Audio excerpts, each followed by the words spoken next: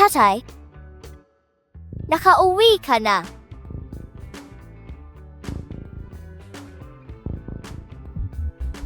Megan, nandito ka rin pala. Oh, mahal. Bakit hindi ka pumasok? Nasa lubong ko, si Megan. Kaya nagkwentuhan lang kami sandali. Alam mo na, magkapitbahay naman. Megan, katatapos ko lang magluto. Gusto mo bang sumalo sa amin sa hapunan? Hindi na, salamat. Sinusubukan kong magpapayat nitong mga huling araw. Yung boyfriend ko, mas gusto niya akong payat.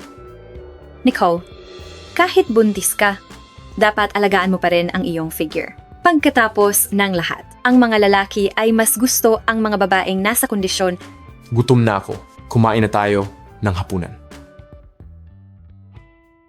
Jasper, halika rito.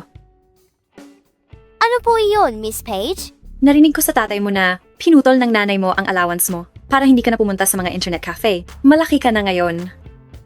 Paano ka mabubuhay ng walang pera? Heto, kunin mo ito. Salamat, Miss Page. Ang ganda mo at mapagbigay. Hindi tulad ng nanay ko na napakamaramot. Sana talaga nanay kita. Huwag kang mag-alala. Balang araw, magiging nanay na rin kita. Sige na ngayon.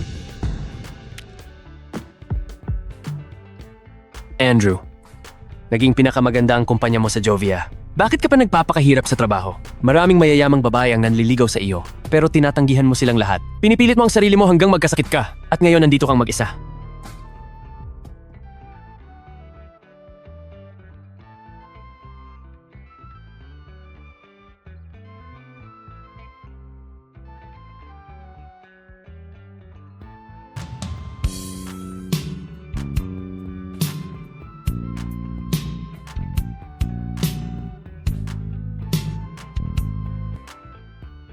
Salamat.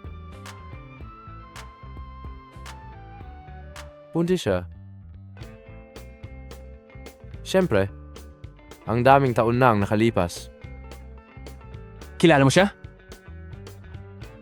Seryoso ka? Gusto mo ng mga babaeng may asawa? Napakaganda mong partido. At ang daming disente at magagandang dalaga ang nahuhumaling sa iyo. Paano mo nagustuhan yan? Paumanhin! Paumanhin! Bulag ka ba o ano? Hindi mo ba nakikita na nasugatan ng braso ko? Dumudugo na naman ito ngayon. Anong gusto mong gawin tungkol dito?